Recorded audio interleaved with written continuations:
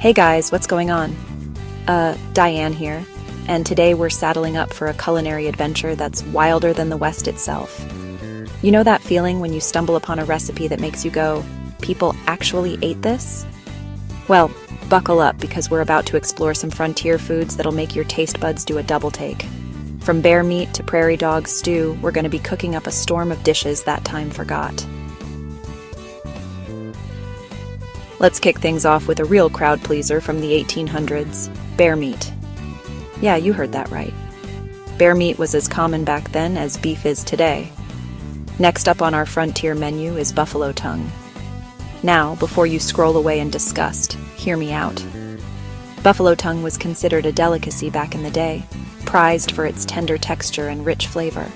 To cook it, we're going to simmer it in a pot of water with some aromatics for about 3 hours, then peel off the outer skin and slice it thin. It's like the most intense roast beef you've ever had, but trust me, it's worth a try. All right, now we're venturing into some seriously weird territory with vinegar pie. I know, it sounds like something you'd make if you ran out of every other ingredient in your pantry. Now, let's talk about something that'll really make your eyebrows raise. Prairie dog stew. Yeah, you heard that right. These little critters were a staple food for many settlers and Native Americans. Now, I'm not suggesting we go out and round up some prairie dogs, but we can recreate the flavors using rabbit or chicken. We'll stew it with some root vegetables, wild herbs, and a splash of whiskey for that authentic frontier kick. Hold on to your hats, folks, because we're about to slither into our next dish, fried rattlesnake.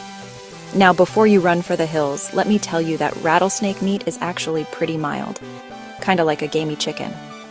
Last but not least, we're going to tackle a dish that might make you feel a bit squirrely, squirrel stew. Now, I know what you're thinking. Diane, have you finally lost it? But stick with me here.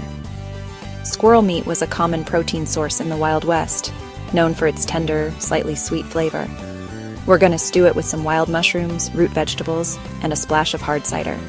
Think of it as a very woodland-inspired beef stew.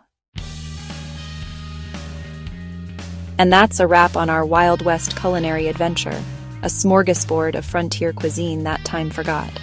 From bear steaks to vinegar pie, we've tamed these forgotten flavors and brought them into the 21st century. Now, I'm not saying you should serve up some prairie dog stew at your next dinner party, but hey, it's always fun to take a walk on the wild side of culinary history. Until next time, this is Diane, reminding you that sometimes the craziest recipes are the ones that make history. Let's do this.